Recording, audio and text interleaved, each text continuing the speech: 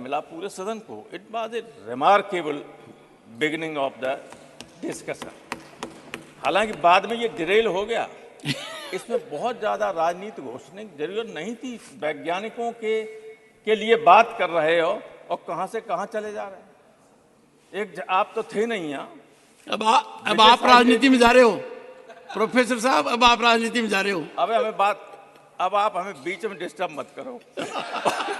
और मैं आज बोलूंगा 5-6 मिनट, बीच में घंटी मत बजाइए।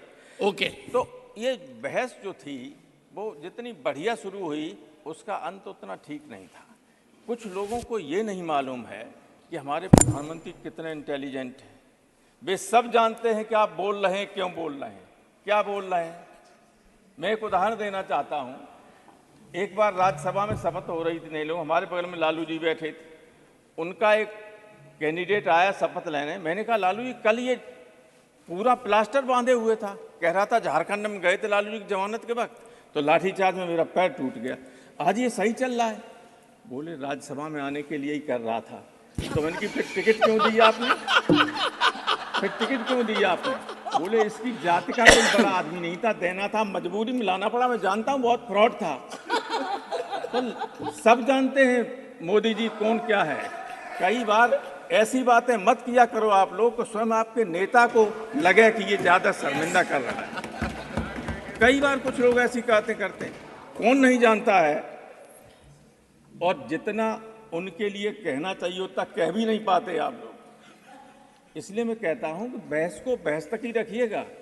कई बार कुछ लोग अपने नेता का अनावश्यक नाम लेके उसको विवाद में ला जाते हैं। उसका आलोचना का उसकी कहीं आलोचना नहीं होनी चाहिए, लेकिन आप ऐसी बात कहेंगे कि लोग अनावश्यक उसके फिर जवाब देने लगेंगे। तो जो समझदार लोग हैं अपने नेता पर कभी आंच नहीं आने देते हैं।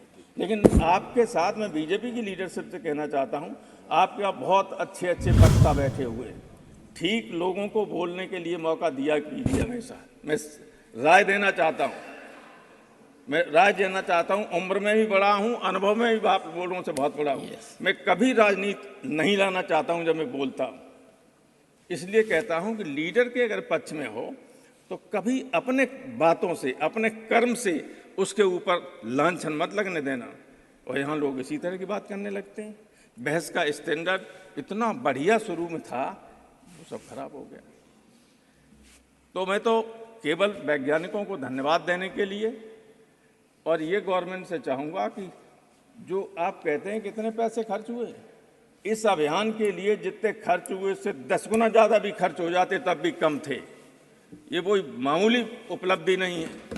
सारी दुनिया इससे अचंभित है। बड़े बड़े चाहे अमेरिका हो चाहे सोवियत यूनियन, भले ही उन्होंने 1969 में नील आर्मस्ट्रांग को उतार दिया हो चंद्रमा पे, चाहे भले ही यूरी गागरिन, वैलेंटिना तारस्कोवा और तमाम उनको भेज दिया हो अंतरिक्ष में, लेकिन ये हिंदुस्तान की उपलब्धि सारी दुनिया के वैज्ञानिकों को, राजनेताओं को चकित करने वाली थी।